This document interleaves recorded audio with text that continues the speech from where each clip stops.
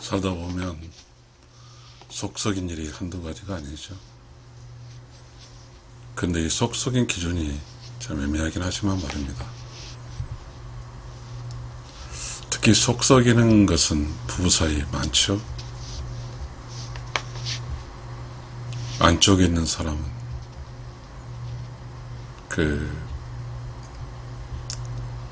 자기가 함께 사는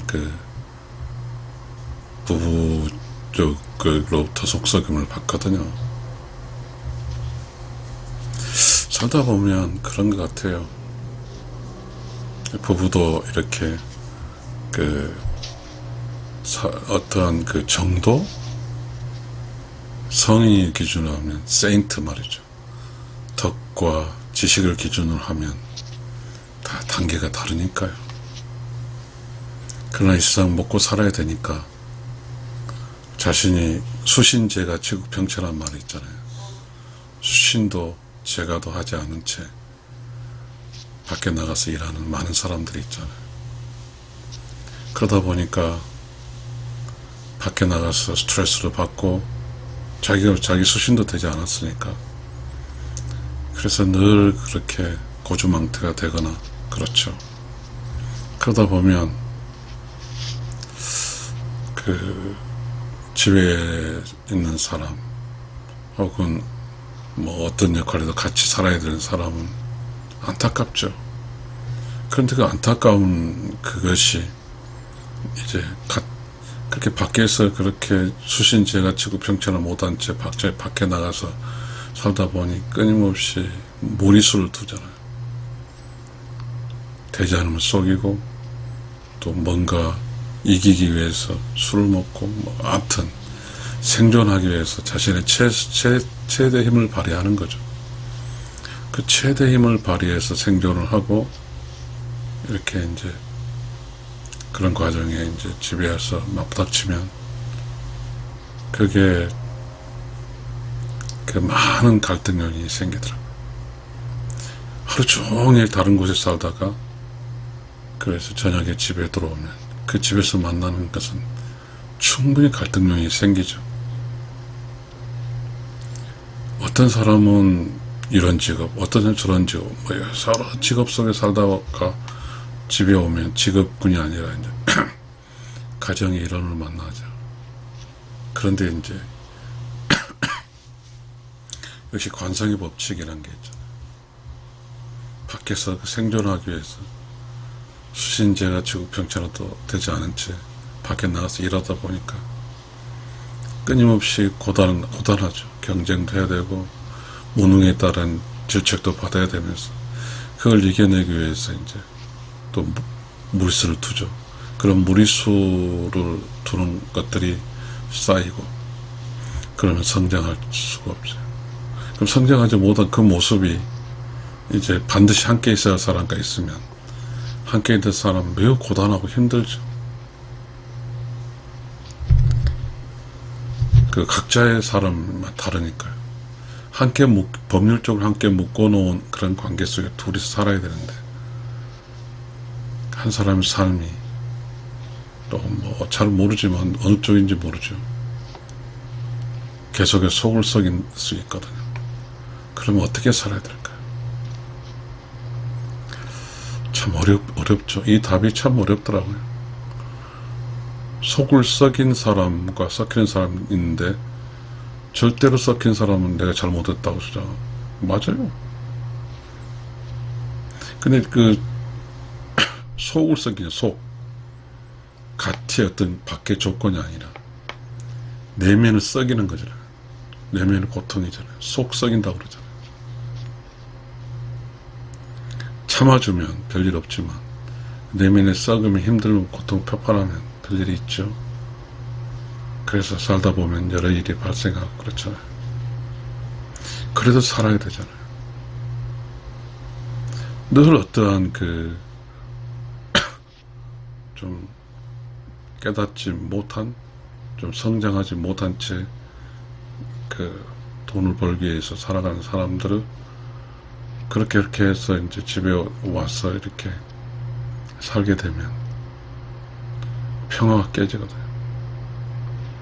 자기의 리듬대로 살아간, 어떤 개인의 리듬대로 살아간 그 리듬을 깨버리거든요.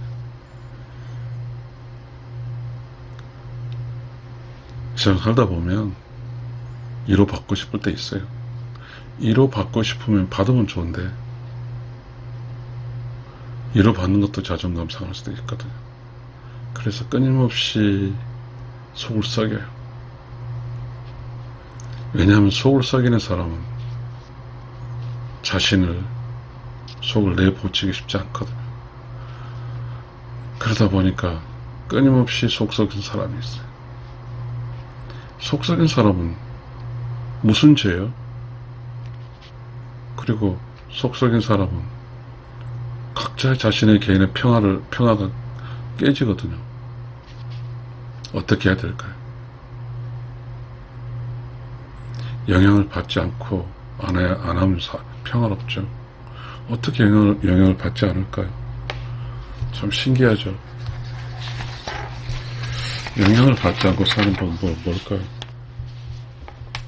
한자에 이런 게 있더라고요. 없을모 볼시 이게 있더라고요. 비록 눈으로 보지만은 보지 않는 거죠. 그러니까 사전적 정의가 사물의 존재의 가치를 알아주지 아니합니다. 써놨더라고요. 그걸 인지를 하고 영향을 받게 되면 끊임없이 고통스러우니까 그 영향을 받지 않아야 돼요. 함께 법에서 주어지는 그 함께 살아야 되려면 영향을 받지 않아야 돼요.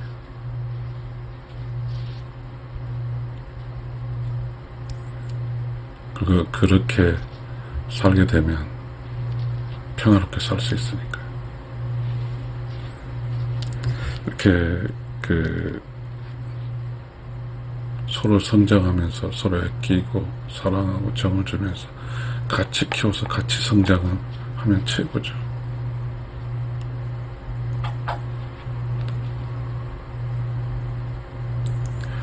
정리하겠습니다.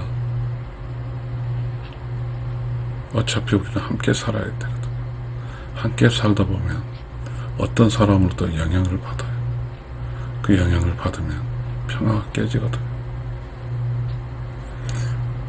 함께 살면서 그 사람을 좋은 사람, 내가 영향을 받고 싶은 사람을 만난다면 그야말로 좋지만 그렇게 할 수 없는 처지라 하면 어떻게든 영향을 받지 말아야죠.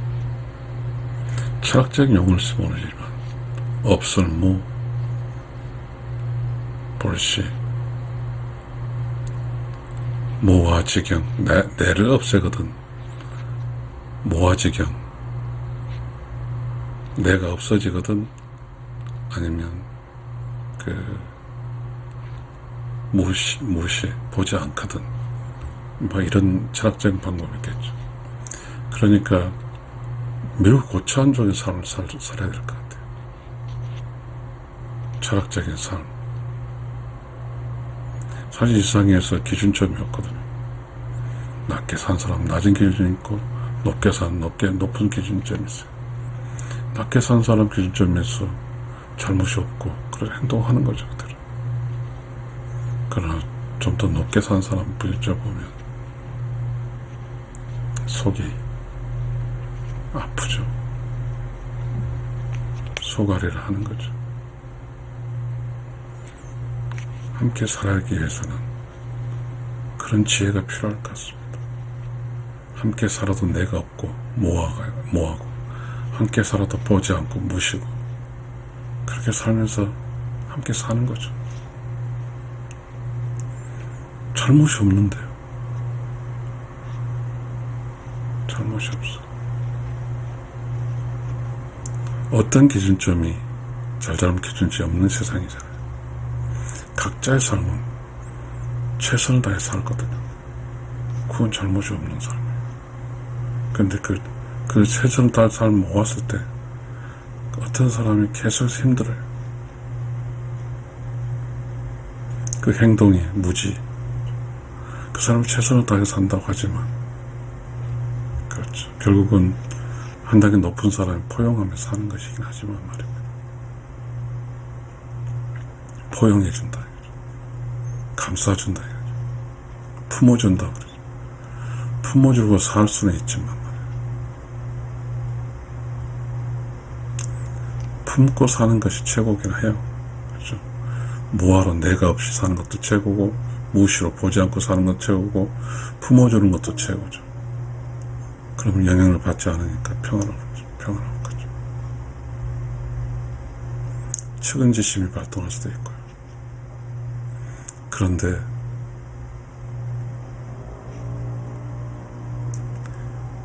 각자가 삶이 잘못이 없기 때문에 잘못이 없다고 들이대죠. 그렇게 되면 계속 속 썩이는 거죠. 네, 이 정도만 할게요. 살다 보면 속 썩은 사람이 많거든요. 근데 속을 썩게 한 사람이 자기가 잘못한지 몰라요. 그게 어쩜 세상인지 모르겠습니다. 근데 중요한 것은 속을 썩인 사람과 속을 썩이는 그런 공격자와 속성일반 수비자 간의 삶의 결과치는 이제 끝에 종자를 가게 되면 어떤 삶이 마지막에 가게 되면 다 나타나거든요. 속 썩이는 공격한 사람은 이 세상에 한 게 아무것도 없어요. 대신에 그 속 썩임을 받아준 사람이 위대한 거죠. 참 힘든 여정을 사는 것 같아요. 어쩌면 성인이 되고 철학자가 된 것이 그 속 썩인 걸 받아주면서 포용하면서 품어주고 살기 위함이 아닐까요? 시청자 여러분 어떻게 생각하세요? 속을 썩고 있는 시청자 여러분들, 영향을 받지 않으면 평화롭다, 모아지경, 모아, 무시, 품어주고 이런 방식으로 어쨌든 간에 함께 사는 지혜를 발휘해서 살아남아야 되니까요. 시청자 여러분, 계속해서 많은 어떤 속상한 일이 있는 사람들 힘냅시다. 감사합니다.